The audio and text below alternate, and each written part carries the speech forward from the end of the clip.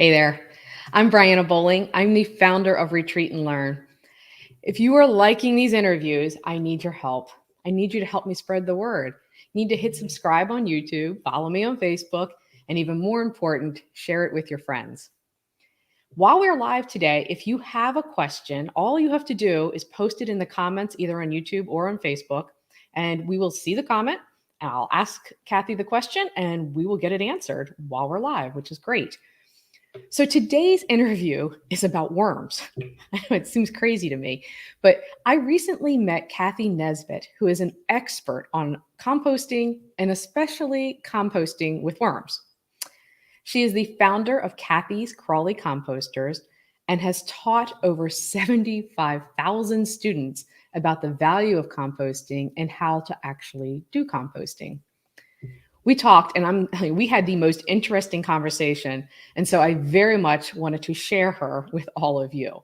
So with that said, I'm going to bring Cathy in. So welcome, Cathy. Thank you, Brianna. I'm excited to be here. Me too. I've been really looking forward to this interview. I'm so excited. So we talked a little bit, but I was just talking to you about this, that I didn't ask you everything on purpose so that we could share it with our viewers today. So let's start with something that might seem pretty simple, but what is composting? So composting is simply usually done outdoors. It's just adding your like a carbon and nitrogen. So the carbon is your brown scraps or your paper, leaves, straw, cardboard. Those are your carbon materials. And your nitrogen is your food scraps from the kitchen, weed clippings from the garden, manures are nitrogen, coffee grounds. So those things, so you combine your food scraps, your paper or your leaves, whatever, if it's outside. You add a little bit of water, a little soil, turn it, and it turns into compost like magic. I love the magic part of it. So, all right, but it's making soil, right? I mean, it's really easy to get soil. You can just go to your local hardware store and buy soil. So why compost? Why not just buy soil? That's a great question. So the main reason why not to buy soil, because you're going to save money. You're making your own. Okay. So you don't have to go to the store, buy it, schlep it back home. The industry is not regulated. So okay. when you're What's buying, that mean? so that means if you're buying like triple mix, I don't know how it is in the US, but in Canada, the compost, soil, top triple mix, all of those industries are not regulated. Meaning that if I buy a bag of triple mix, I don't really know what's in it. Okay. Got it. Okay. That's a good point. Okay. So you definitely know what's in your composting soil. Right. So make your own and you know what's in it because you put the ingredients in. Okay, cool. That's very good. All right. So I compost. I've been composting for years. And for me, it's just basically a pile outside of my door. But the thing that intrigued me and why I really wanted to share you was that you were talking about composting with worms, with the addition of worms. And I truly do not understand, why do we need the worms? I mean, it's going to rot anyway. So what's the purpose of the worms? Thank you. Absolutely. So yes, even if you don't turn your outdoor composter or you don't add any, it doesn't heat up, it's still working. So if you just toss your stuff in, it might take years for it to break down. That's fine. Okay. If you add worms into that pile, in your outdoor pile, it's going to speed up the process. The worms are going to do the turning for you and create a finer product. So that's outside. What I'm really advocating is indoor composting with worms. Okay. So folks that live in apartment, townhouse, anywhere without space for outdoor composting, now they have an option. They can still compost some of their scraps. Okay. All right. Now let me go take us one step back. So if I'm doing it outdoors and I add worms to it, I'm assuming that you think that's a good idea too, to add worms, even if you're composting outdoors. That's a beneficial thing to do. If I put the worms in there, are they going to run away after I put them in there? Great question. Again, so there are thousands of types of worms. Only 4 have been identified for optimum for composting. We're looking for surface dwellers. So the worms that are used as bait worms, or the ones that come out after a rain, those worms are not composting worms. They wouldn't live in a container. They don't eat food scraps. They eat the carbon. Whoops, I lost, what was the question? That's okay. We were talking about, would the worms run away? So if it's outdoors, if we put them in there, are they going to just disappear 2 minutes after I throw them out there? Thank you. Great. So the red wigglers, the composting worms will not. If you add those to your outdoor composter, they're going to stay right there because they're not soil dwellers. Okay. So they're going to stay right where the food Where the is, food is. Okay. right? So as Yes, long as you continue to feed them, they're going to stay there. Okay. absolutely. All right. That's good to know. And so it's not the same as me just going out and grabbing some worms from the soil and throwing them into my compost pile. These are special worms. And so they're ones that you purchase, I assume? Yes, you can find them in the wild as well, but yes, you purchase them from a reputable dealer. Okay. Actually, we'll stick that right up there. Like somebody like CathyComposters.com. There's lots of suppliers in the US. So, get local, buy local worm. Right. But you can also, they would reside in the wild in a manure pile, in, rotting stuff. So if somebody was really keen to go worm hunting for the red wigglers, they could go, digging through a manure pile or something. It's easier just to buy them. Okay. That makes sense. Okay, so now let's go back inside the house. Okay, so you said that we can actually compost in the house. And I'm going to tell you that, like, most times my compost pile smells pretty good, right? It smells like earth. But when it's in that initial rotting stage, it does not smell good. So why would I want to bring that in my house? Beautiful. Thank you. Yes. So composting is aerobic process, meaning with oxygen. It should never smell like rotting food. And Okay. if you have your composter outside and you've added lots of scraps and it does have an odor, it's fine because it's outside. Hmm. Inside, you definitely want to manage it so that the worms, you would have either a pound or half a pound of red wigglers, and they eat about half their weight per day in food scraps. So Okay. just for easy math, I'll do a pound of worms. So if you had a pound of worms, you'd be looking at half a pound per day of food scraps or 3 to 4 pounds of food waste per week. Okay. Which is probably pretty easy for most families Absolutely. to generate. What if you feed them too much? Can you overfeed them? Yes. So if too much food gets put in, then the food may rot faster than the worms can keep up with it. So it starts rotting rather than composting. And Okay. the oxygen is then turned into gas, methane. It's like a built-in mechanism, really. It's a beautiful Yeah. thing because we breathe oxygen, we can't breathe gas, and neither can the worms. Okay. So if your bin ever smells bad, action is required or you will lose your worms. Okay. And so what action is that keeps, so if it starts smelling bad, that means that there's something not quite right. The balance isn't right. So what is it that you would do to bring that balance back in and so that it doesn't smell? Yeah, so again, probably too much food. So you can take out some of the rotting food, add some dry shredded paper, maybe it's become too wet. Kind of gently fluff it up. I'm doing this because That's you what you would have do. your shredded paper, whatever. So you just kind of gently fluff it up to add the airflow in there. And it's really incredible how fast the odor will go away. It's not good or bad. It's just different microorganisms that are doing the work. The aerobic microbes require oxygen. The ones that when your stuff is rotting and it smells bad, it's being broken down by different microorganisms that are anaerobes, meaning they don't need to oxygen. Okay. All right. So let's walk me through the steps. Okay. So I've decided I really do want to compost inside. I now know that it's not going to smell and there's methods to make that happen. What do I do in order to start composting inside? What do I do first? So any container will do, Rubbermaid container or just some old container that you have. I would suggest not a box though, because the worms will eat it. Okay. That makes sense. Right. I would imagine Right? like a little wet. Right? Yeah. Boo. Yeah. Yeah. So any kind of plastic container is great because it's portable. You can move it around easy. So you need, and so there are systems, and I can talk about the system that I have, but they're Yeah, all very similar. let's start Any with your system and then let's go to what if they don't want to use a commercially available system, what they can use. Yeah, well, let me actually go the Oh, other okay. way. Okay. Either way, that's fine. Yep. Yeah, with a rubber, with just a tote. Hmm. Either way, it's the same environment that you're creating in your bin. Okay. The system doesn't make it work or not work. Got it. We need to do the right thing. So the bedding that the worms require is shredded paper, could be leaves, straw, cardboard. The worms don't have teeth, so if you shred that up, that's going to be easier for the worms. The next ingredient is about a liter of soil, or let's see, just a scoop of soil. And you want just soil from outdoor. The worms don't have teeth, so you're adding the soil for the microorganisms, little bugs that help to break down the food. Next ingredient is about 6 to 8 crushed eggshells. Worms require the calcium from the eggshells for reproduction, and the eggshells will help to balance the pH for the gardeners in the group. Okay, so do you have to keep putting in eggshells like periodically too? Okay.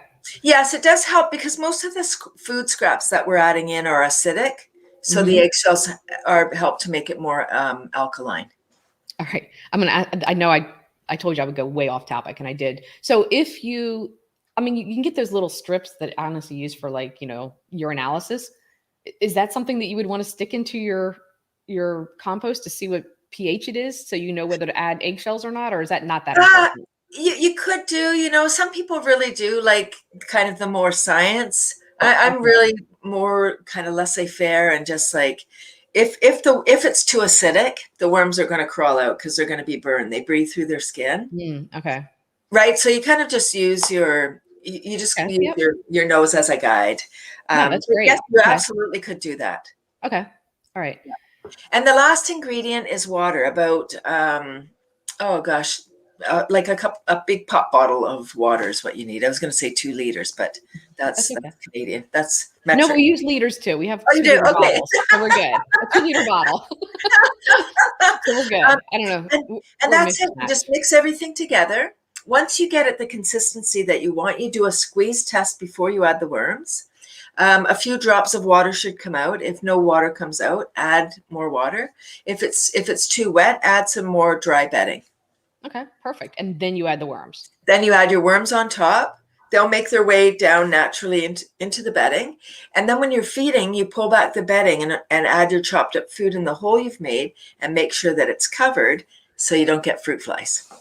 That was one of my questions. Yes, because you can definitely get fruit flies. So you're actually pulling it up, kind of tucking in your scraps and then tucking it back down.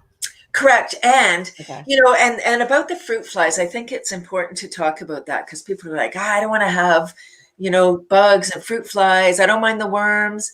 So what I say to people is I ask, have you ever had fruit flies in your house? I had them right now. I have them now. You're good. Right. So then almost everyone, it's almost rhetorical, right? It's like everybody's had them. So I say, have you had a worm bin? And if the answer is no to the second question, I say good, because you know that the fruit flies don't come from the worm bin if you haven't had a worm bin. Well, that's true. Right. So they come from the scraps. They come from the food that you're putting in. And I'll use bananas as my example. So when we bring the bananas from the grocery store, as they start to get speckled and ripen, perfect environment for the fruit fly eggs to hatch and fly around and bug us. We don't wash the banana before eating it. We just peel it. Right. So the eggs are intact. The fruit fly eggs are on that peel.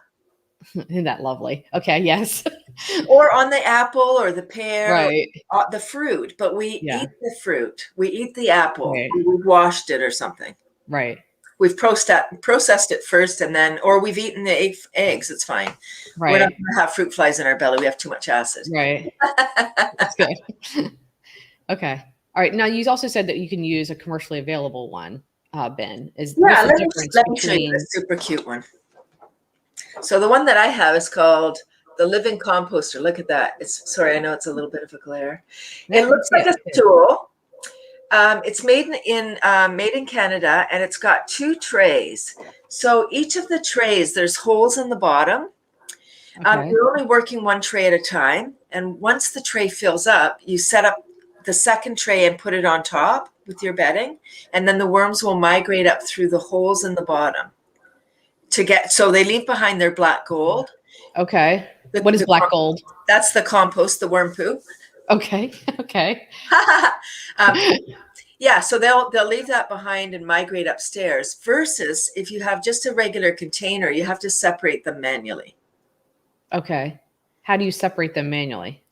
So it's called harvesting your worms. So how you harvest, if you have just a container, once it's complete, then you would dump everything on a plastic sheet, put it in small round piles. It's a Okay. little work. Like hopefully you can do your timing so you don't have to do it like anyone that has winter. You don't do it, so you have to do it in the house. If you can wait till spring and do it outside, set out a tarp, Mhm.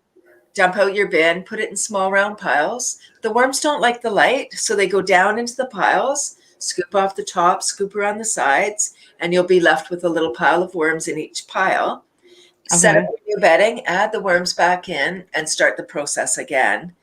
And then you can use that black gold. It's nutrient-rich soil. It's just beautiful, Right. right? It's beautiful Yeah. fertilizer. Use that on your plants. So you said when it's complete. So in my head, I'm thinking of, okay, I have this bin, and I'm, whether it's a commercially available one or what, just a Rubbermaid bin, but I'm adding scraps to that all year round, or all winter long, or all summer long. So isn't it always ongoing? When is it done? Like, how is it going to be done? Aren't you always adding new scraps to it? Good question. Yes, great. Yes, you are. You are always adding scraps because the worms are hungry little buggers. Right. So what you do, but you want to get the black, you want to use that soil because that's one of the prime objectives for doing this. It's Right. waste management, but you want that soil so you don't have to buy fertilizer, so you don't have to buy soil. Right. So what you do, if you've got scraps still in there, you can just take those out, put that in the new bin. So you can grab a Okay. bunch of your worms and the scraps that are still there and add them into your new bedding. So there's not like a day that, like, hey, once this happens, it's done. It's done when you're ready to do this, the sorting basically, and you remove the table scraps so that you can just get the black gold portion of it. There's not like a Absolutely. day that it's done. It's done when you're ready. When you're ready or when you need some of the compost, or Okay. if you have a system, then you add the next tray on and then you're just, the harvesting is automatic. Right. Yeah. I mean, you were talking about how that's the system basically. You just take that tray out, use that black gold, and they move up to the next apartment basically. And then that one goes back on, and they just keep moving up the apartments, and you keep pulling out the ones that you're ready to use. And so there's no Exactly. sorting necessary. So that's a pretty neat thing. I do want to remind people too, if you have any questions, now is the time to ask them. We're about halfway through the interview. It's a great time to ask. We did actually get a comment, and I think it wasn't really a question, but I think in many ways it's a pretty important comment. And so I'm going to show this comment. This is from Colette. She doesn't like worms. They're scary. She doesn't want them in her house. So are these worms, can we ask, this is one that I was thinking about. One, do they bite you when you're doing all of these things? You said they don't have teeth, but I mean, they're pretty gross looking, I guess, to most people. And will they escape and get into my house? Or will they, I mean, if you don't like worms, how do you combat that? Thank you for tuning in, Colette. I appreciate that you're here, even though you don't like worms. That's well done. Really, like that. I think that's really commendable because it's important for us to learn about things, even if we're like, I don't know about that. And I Hmm. was there too. I was afraid of worms before starting my business, not right before. What am I afraid of? I'll start a business in that. No, but the Right. worms kept coming to me, and I thought the worms were gross, and ew. I don't really want to do that. Uh, like there's a whole story about how I got into all of this. I believe it's why I was put on earth. But here's some fun facts about worms. Okay. Um, they have 5 hearts each. Boom, boom, boom, boom. Wow. Ha! 800 That's to crazy. 1,000 worms in a pound. So 4 to 5,000 hearts in a pound of worms. It's a lot of love. Yeah. They're turning our garbage, in air quotes, our garbage into something we can add back in so we can grow more nutrient rich food.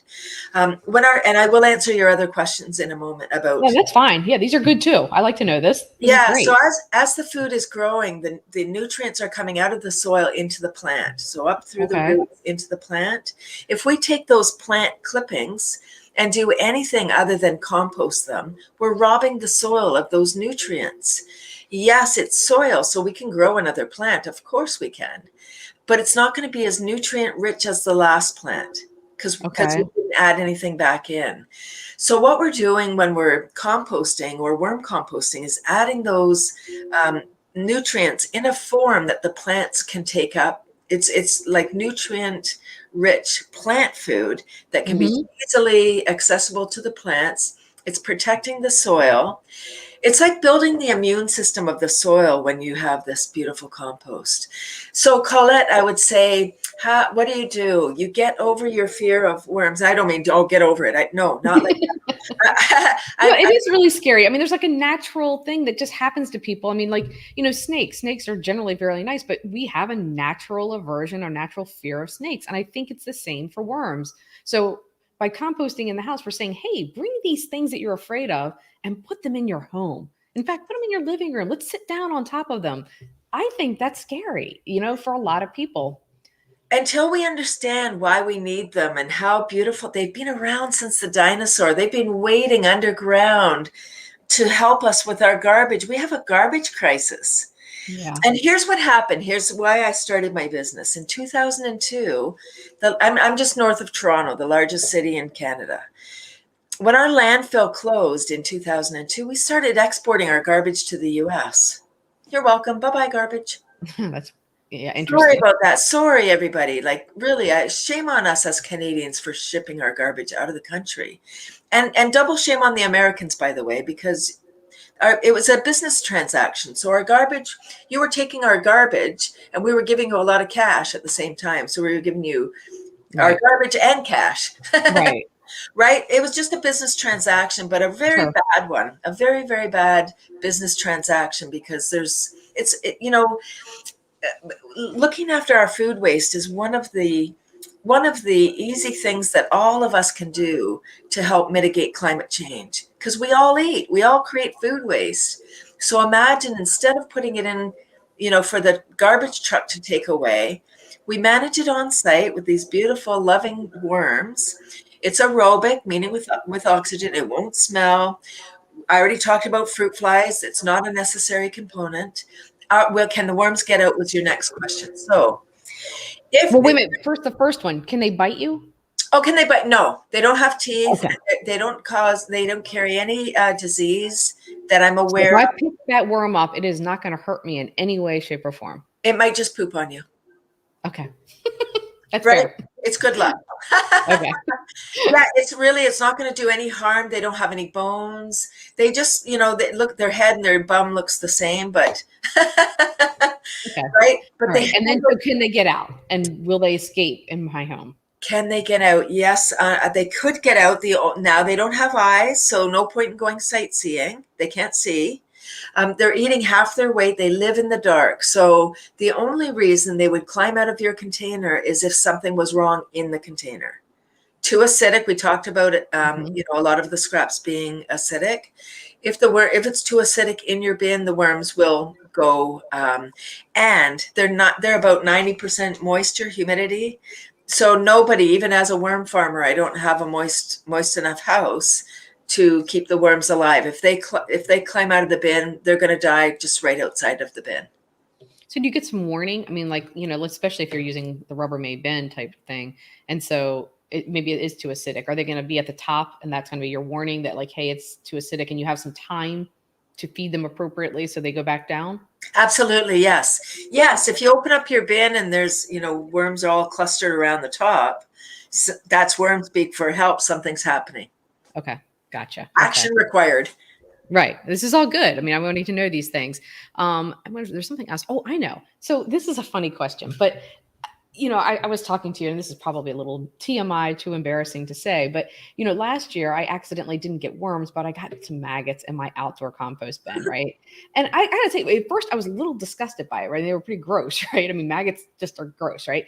But after a little while, they were so miraculous that I kind of almost started thinking of them as pets. I mean, as weird as that is. And I started worrying about that they weren't going to get enough food, right? Because they were doing some miraculous things with that compost. So, do worms, I mean, can you go on vacation? These are like kind of like almost like little pets. Can you go on vacation? Can you leave them? Do they need special care? Do they need vitamins? I mean, do they need, I don't know, I wouldn't assume they need veterinary care, but what do they need besides those food scraps? Great question. I love it. Yeah. So can you go on holiday? Yes. Go away on vacation. Have a great time. if, Good. if you're going for more than 2 weeks, then you would get a worm sitter. Like you would have someone come in and water your house plants. Same Hmm. idea. Have someone come in and toss some food scraps in your worm bin so your worms are fine. Okay. Um, yeah, longer than 2 weeks, you would want to have look after some care for sure. Um, yeah, they're really quite forgiving and they're easy to manage. Feed Okay. them, leave them. Okay. So it's perfectly fine to leave them for a little while, at least 2 weeks. And Absolutely. they're going to be okay. All right. And I was just trying to think of anything else that I really wanted to make sure that we covered because there is just so much to cover in this. Um, is there any reason if I have all this space, like I live on a farm and I have all this space, is there any reason for me to do it indoors versus outdoors? Is there any benefit of doing it indoors versus outdoors? Or if there's space outside, just go with the outdoors? Or is that not true? So great. So there's a couple of things that I can talk about there. So um, outdoor is great. If you have space and you don't want to bother doing it inside, no problemo. Okay. Compost is great. Worm compost is greater. So you may want to add worms so that you get a finer product, but no Okay. worries. I mean, it all works. Why would you want to do it inside if you have lots of property? If you've got lots of wildlife, bears, Mm. coyotes. Your dog, who What's that? sometimes my own dog. You do, right? You don't want to attract those kind of wildlife into your so people that live in cottage country, doing it inside is a great option. Same within the city. Even if you have space outside, Toronto is raccoon nation, so Hmm. raccoons are super clever and they can easily get into your worm bin and they'll eat your worms. They love the worms, Yeah. right? They're pure protein. Right. Yeah, I can see that. That would be yummy little treats for them. So that's good. All right. So we have only like a couple more minutes. I have one more question for Cathy. And then, so if you have any comments, this is the question, the time to throw them out there to make sure that you can get them answered while we're live. However, if you have any questions, I'm sure if you post them in the comments later, Cathy will probably be happy to answer those later as well. So I don't even remember what my last question was. Isn't that terrible? So I guess my last question, is there anything you want to add that we haven't covered? Just, I actually wanted to make a comment about your maggots. I think once we kind of, I was going to say warm up to something. Once we warm up to something, I was going to try and be clever. Once we warm up to something and we really understand the need, like the maggots, the worms are doing the same thing. They're just decomposers, breaking it down so it's smaller, so it's taking up less space. And yeah, if we can get over the ick factor, which is what I'm contending with, Colette, you're not alone. It is. I'm telling you, when I got those maggots, I was like, my stomach turned over, and it took a couple weeks. That it was just miraculous what was happening, and then the miracle of it kind of made me like them a little bit. And I realized they really weren't doing anything. They weren't going to crawl out and crawl into my house. They literally were just interested in my food scraps. There So are large scale composting facilities using black soldier fly larvae, so maggots, okay. on a large scale to break down the stuff. They do way better work than red wiggler worms. But imagine, like, selling worms is hard enough. I can't even imagine trying to sell maggots to have in your house. Yeah. No, I don't think it would go well.